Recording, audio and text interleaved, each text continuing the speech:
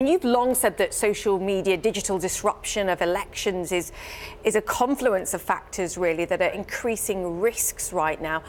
You can tie into that data protection in this case, which is another issue.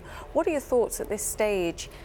Well, my main reaction as a macro analyst is that the problem of low trust in institutions, yes.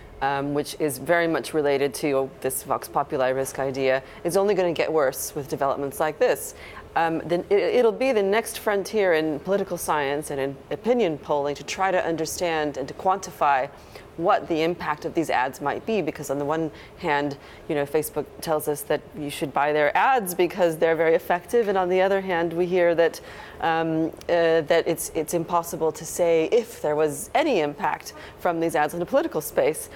But in my world, and anticipating election results, it is going to be more difficult, and that at the biggest takeaway, I think, is, will people believe that any elections are won fairly? Are corporates, though, like Facebook, like Twitter, whatever it is, whatever company it is that we're giving our data to, are they held to a lower standard because they offer some utility benefit? And in many cases, we're probably quite addicted to them, and so we can't hold them to the same standard as institutions. Well, and what is our alternative as consumers, yeah. right? I saw some people on Twitter saying they were deleting Facebook accounts, but what are they going to do instead, and will they migrate back? I'm curious. All three of them, yes. That's a pretty strong statement, that we may just never have an election again where people are totally confident that the election was won fair and square. And that is probably a casualty of this low trust phenomenon. I mean, it is remarkable when you look at citizens in advanced economies and compared to emerging markets, when they talk about corruption and in politics and in business. People in advanced economies are almost as mistrustful as in developing markets. That's new, by the way. Our trust has declined steadily. There's probably some correlation there, too, with economic growth. But yes, I mean, for democracy, loser has to accept the results. That's the only condition yes. of having a democracy. And peaceful transition of power as well. Yes. As trust deteriorates in public institutions, we're seeing a lot more people in favor of strongmen, authoritarian rulers. Strongmen are definitely back in favor these days. What kind of confrontation do you foresee between big tech, especially the companies like Facebook, like Google, like Amazon, with these authoritarian leaders? Well, I mean, so far they've tried to toe a pretty careful line. I'm originally from the Silicon Valley, and it took the Silicon Valley a long time to get interested in Washington and policy. Yes. And I think the next stage of global leaders and how to engage there is going to be challenging as well. This is really another frontier in international relations and global business. But there's a connection there in that for many of these people, I mean, the president himself, President Trump, he actually harnesses social media for his own purpose. So when you're talking about greater regulation, where do those two things meet? And well, I mean, going on a slightly different point, I've been thinking about Brexit and the campaign for Leave, which was roundly criticized for numbers that didn't exist and everything else. There's no accountability. If you are a company and you engage in false advertising, there's a penalty for that. We don't have that. We don't have that in politics and in campaigning. Would you expect to see at some point seriously harsh regulations? I mean, the regulations discussed right now seem to mostly be kind of on the margins, things like disclosure of who's buying ads and tighter regulations about who can buy them and where the money is coming from.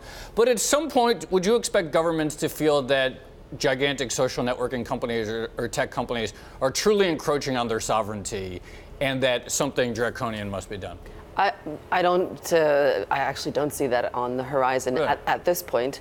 And furthermore, you don't see a public outcry suggesting, yes. for example, that Trump won fraudulently, if you see what I mean. When you look at the comments from Cambridge Analytica and their micro-targeting, which, by the way, President Obama and his campaign was applauded for applying these whizzy new you think people have a double techniques. Standard? No.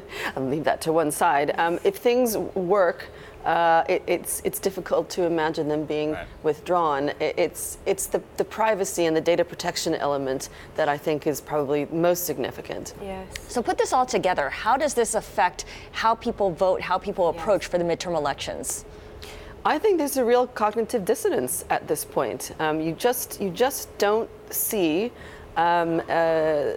people connecting these headlines with outcomes just yet, anyway. I saw a super wonky statement from an academic research institute, because think tanks, remember, have also been kind of roped in under this idea of performing tailored work for the benefit of governments and also for companies. The idea is, is there such a thing as independent research?